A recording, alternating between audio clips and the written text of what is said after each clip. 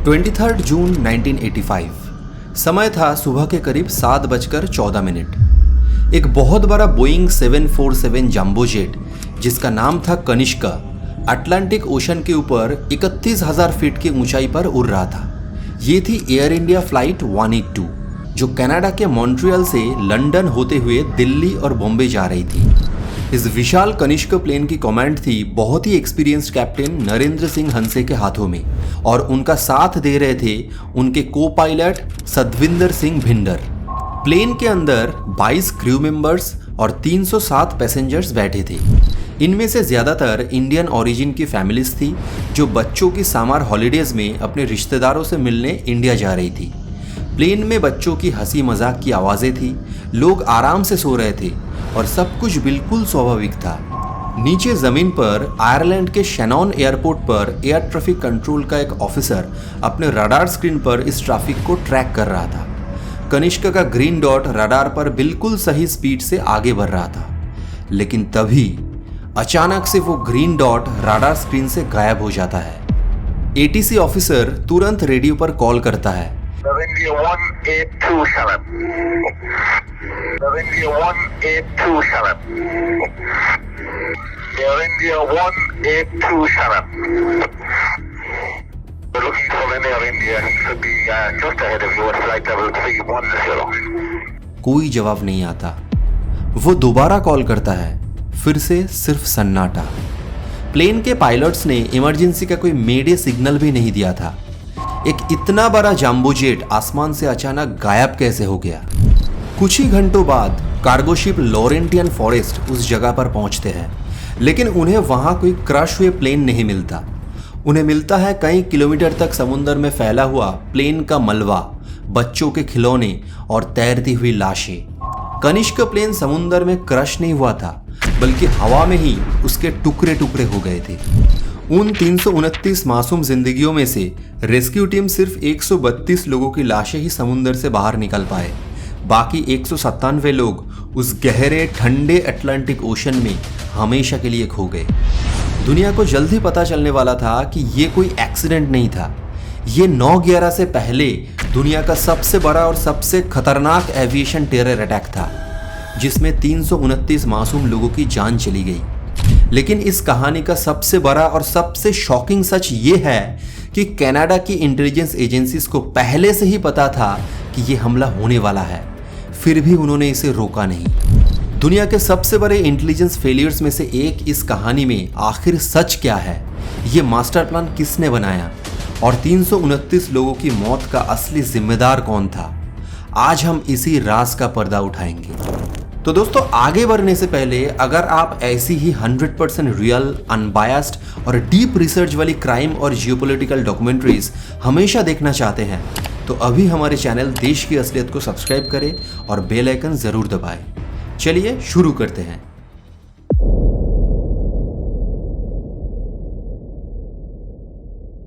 इस भयानक हमले की शुरुआत आसमान में नहीं बल्कि कनाडा की जमीन पर हुई थी।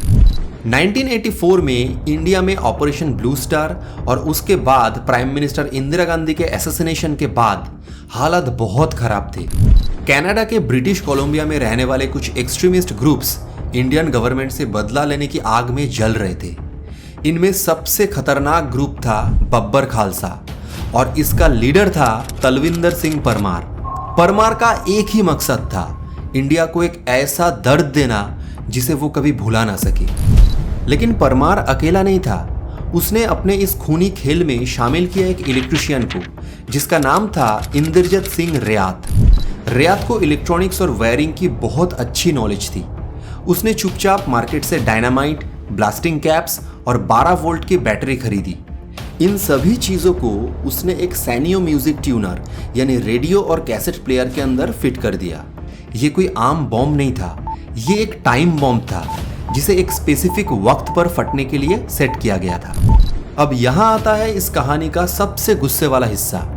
इंडियन इंटेलिजेंस एजेंसीज और यहाँ तक कि कनाडा में रहने वाले कुछ मॉडरेट सिख्स ने भी कनाडा की इंटेलिजेंस एजेंसी CSIS को पहले ही कई बार वार्निंग दी थी कि परमार एक बहुत खतरनाक इंसान है और वो किसी बड़े हमले की प्लानिंग कर रहा है। इन वार्निंग्स के बाद CSIS ने परमार के फोन टैप करना शुरू कर दिया। CSIS परमार की हर एक मूवमेंट को ट्रैक कर रही थी, लेकिन फिर भी वो उस टाइम बॉम्ब को बनने से नहीं रोक पाए। क्यों? इसका जवाब आपको आगे मिलेगा।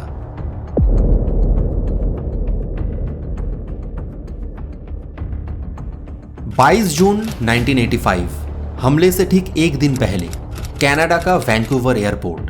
परमार का मास्टर प्लान था कि दुनिया के दो अलग अलग कोनों में एक ही वक्त पर एयर इंडिया के दो जंबो जेट्स को हवा में उड़ा दिया जाए। इस प्लान को अंजाम देने के लिए दो अनजान आदमी वैंकूवर एयरपोर्ट के चेक इन काउंटर पर आते हैं। इनके टिकट्स पर नाम लिखे थे एम सिंह और L Singh. M Singh counter पर अपनी भारी सूटकेस रखता है, जिसके अंदर वही सैनियो ट्यूनर वाला टाइम बॉम्ब था।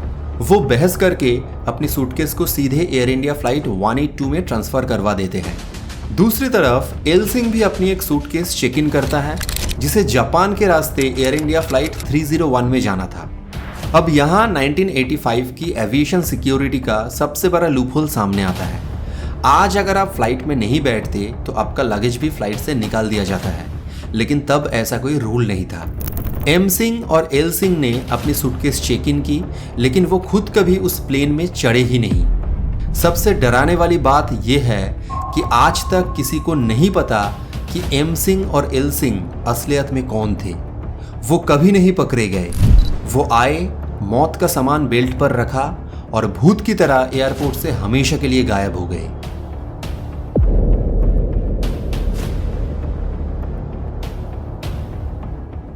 अब वक्त तेजी से आगे बढ़ रहा था। 23 जून 1985 जापान का नारिता एयरपोर्ट। एल सिंह की भेजी हुई सूटकेस को वैंकूवर से जापान लाया गया था, लेकिन तभी बैगेज हॉल के अंदर एक बहुत भयानक धमाका होता है। बॉम्ब एयरपोर्ट पर ही फट जाता है। इस ब्लास्ट में जापान के दो इनोसेंट बैगेज हैंडलर्स की मौत हो जाती है। ये बॉम्ब प्लेन के अंदर इसलिए नहीं फटा क्योंकि आतंकवादियों ने एक बहुत बड़ी मिस्टेक कर दी थी। उन्हें जापान के डेलाइट सेविंग टाइम का हिसाब नहीं पता था, जिससे बॉम्ब वक्त से पहले ही फट गया। ये एक बहुत बड़ी वार्निंग थी। अगर उस वक्त एयर इंडिया की सभी फ्लाइट्स रोक दी जाती तो कनिष्क बच जाता। वहीं दूसरी तरफ कनिष्क प्लेन वैंकूवर से निकलने के बाद टोरंटो एयरपोर्ट पर रुका था। और यहाँ एक और भयानक गलती हुई। टोरंटो में लगेज चेकिंग की मेन एक्सरे मशीन उस दिन खराब हो गई थी। सिक्योरिटी स्टाफ ने एक हैंडहेल्ड स्नीफर यानी बॉम्ब चेक करने वाली मशीन का यूज किया। जब एम सिंह की सूटकेस स्कैन हुई तो उस मशीन ने जोर से बीप साउंड किया। बॉम्ब वही थी, लेकिन गार्ड को लगा ये मशीन की कोई खराबी है और उसने उस बैग को प्लेन में लोड होने दिया। एक छोटी सी गलती और मौत प्लेन के अंदर पहुंच गई। जापान के धमाके के ठीक 55 मिनट्स बाद अटलांटिक ओशन के ऊपर Air India flight 182 Kanishka 31,000 feet की ऊंचाई पर थी और तभी सैनियो ट्यूनर के अंदर रखा टाइमर 0 पर पहुंचती है। एक भयानक धमाका होता है। 31,000 फीट की ऊंचाई पर हवा का प्रेशर इतना ज्यादा था कि पूरा जंबो जेट हवा में ही टुकड़े टुकड़े होकर समुद्र में जा गिरा।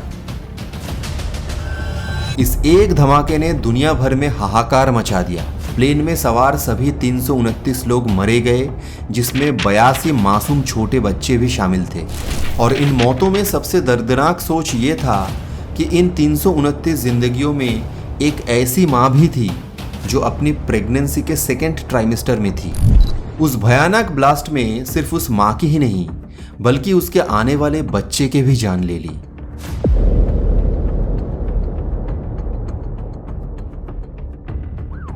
क्रैश के तुरंत बाद इन्वेस्टिगेशन शुरू हुई। कुछ ही दिनों में इन्वेस्टिगेटर्स को कनिष्क के मलबे से उस सैनियो ट्यूनर के छोटे छोटे टुकड़े मिल गए। जब इन्वेस्टिगेशन आगे बढ़ी तो CSIS की जो सच्चाई सामने आई उसने पूरी दुनिया को हिला दिया। पता चला कि हमले से कुछ हफ्ते पहले ही CSIS के एजेंट्स परमार और रियाद का पीछा करते हुए एक जंगल में गए थे। वहां एजेंट्स ने एक बहुत जोर का धमाका सुना। आतंकवादी बॉम्ब फटने का टेस्ट कर रहे थे। पर हैरानी की बात यह है कि CSIS एजेंट्स ने अपनी रिपोर्ट में लिखा कि शायद उन्होंने किसी बंदूक से फायर किया होगा। उन्होंने इस सबसे बड़े खतरे को पूरी तरह इग्नोर कर दिया। लेकिन सबसे बड़ा धोखा अभी बाकी था। हमले के बाद जब पुलिस CSIS के पास परमार की फोन कॉल रिकॉर्डिंग्स मांगने गई तो उन्हें पता चला कि CSIS ने पिछले कई महीनों की सारी ऑडियो टेप्स इरेज कर दी है। दुनिया के सबसे बड़े टेरर अटैक का सबसे बड़ा सबूत कैनेडियन इंटेलिजेंस ने मिटा दिया था। उन्होंने बहाना बनाया कि उनके पास नई टेप्स खरीदने का बजट नहीं था। कई एक्सपर्ट्स का मानना है कि CSIS ने टेप्स इसलिए डिलीट की ताकि उनकी खुद की नाकामी दुनिया के सामने ना आ जाए।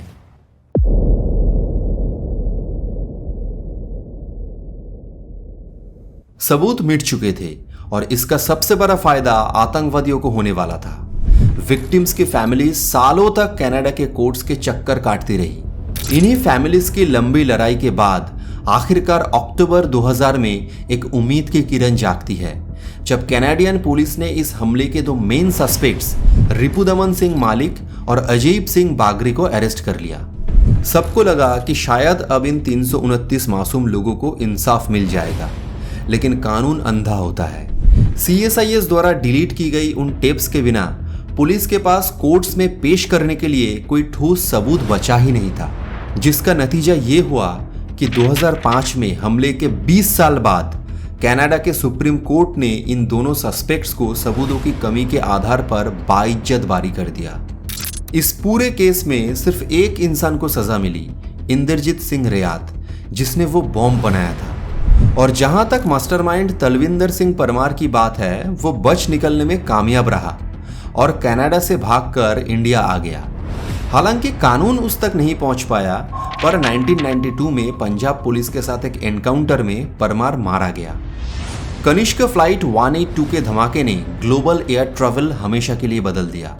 इसी हादसे के बाद एविएशन में बैगेज रिकॉन्सिलिएशन का सख्त रूल आया, यानी बिना पैसेंजर के लगेज लोड नहीं होगा। इस एक रूल ने आगे चलकर हजारों जानें बचाई, पर इसकी कीमत 329 मासूमों ने